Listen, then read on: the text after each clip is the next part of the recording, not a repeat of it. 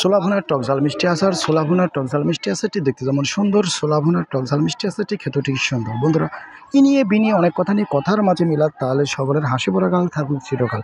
Organic আচার বাড়িতে দেওয়া হয়েছে বিভিন্ন রকমের আচারের রেসিপি, দেওয়া হয়েছে টক ঝাল মিষ্টি সালতার বিভিন্ন রকমের আচারের রেসিপি, দেওয়া হয়েছে বাদামের আচারের রেসিপি, দেওয়া হয়েছে রসুনের আচারের রেসিপি, দেওয়া হয়েছে বেগুনের টক ঝাল মিষ্টি আচারের রেসিপি, দেওয়া হয়েছে টক ঝাল মিষ্টি কাঁচকলার আচারের রেসিপি। তো সামনে আছে আমরা বিভিন্ন রকমের আচারের ভিডিও নিয়ে। তো নতুন নতুন আচারের ভিডিও দেখতে আমাদের অর্গানিক আচার বাড়ি ইউটিউব চ্যানেলটি সাবস্ক্রাইব করে সাথে থাকুন এবং কমেন্ট বক্সে কমেন্ট করুন। এছাড়াও ছোলা ভুনার আচারের এই ভিডিওটি দেখুন এবং কমেন্ট বক্সে কমেন্ট করুন। সামনে আছে ছোলা ভুনার টক ঝাল আরেকটি মিষ্টি আচারের রেসিপি নিয়ে। আসলে আচারগুলো আমরা কেন খাই? আচারগুলো শুধু মুখের রুচির জন্যই নয়, আচারগুলো খেলে শরীরের বিভিন্ন দিক থেকে উপকার আসে। যাদের বাথরুমের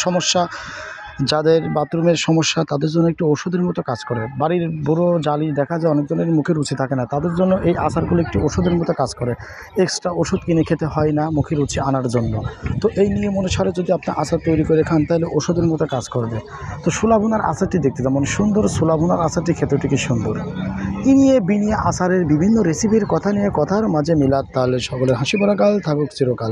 এই যে বলছি, আবারও বলছি, বলেই চলেছি, অনেকভাবে অনেক কথা বলতে গেলে পরে অনেক ভুল ত্রুটি তাই হয়ে যেতে পারে। বন্ধুরা, সামনে আসছি টক ঝাল মিষ্টি বিভিন্ন রকমের আচারের রেসিপি নিয়ে। তো বন্ধুরা, সামনে আসছে আমরা গাজরের আচারের রেসিপি নিয়ে। তো গাজরের আচারের রেসিপিটি অর্গানিক আচার বাড়ি ইউটিউব চ্যানেলটি সাবস্ক্রাইব করে সাথে থাকুন। সামনে আসছি টক ঝাল মিষ্টি আলুর আচারের রেসিপি নিয়ে। তো এই আলুর আচারের রেসিপিটি দেখতে অর্গানিক আচার বাড়ি ইউটিউব চ্যানেলটি সাবস্ক্রাইব করে সাথে থাকবেন।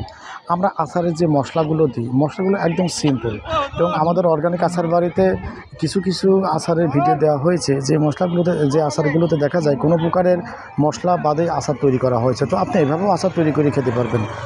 তো দেখা যায় অনেকজনের ডায়াবেটিসের সমস্যা, চিনির পরিমাণ কম দিয়ে আচার তৈরি করে খেলে অনেক দিক থেকে উপকারে আসে। তো বন্ধুরা, সাথে থাকুন এবং কমেন্ট বক্সে কমেন্ট করুন।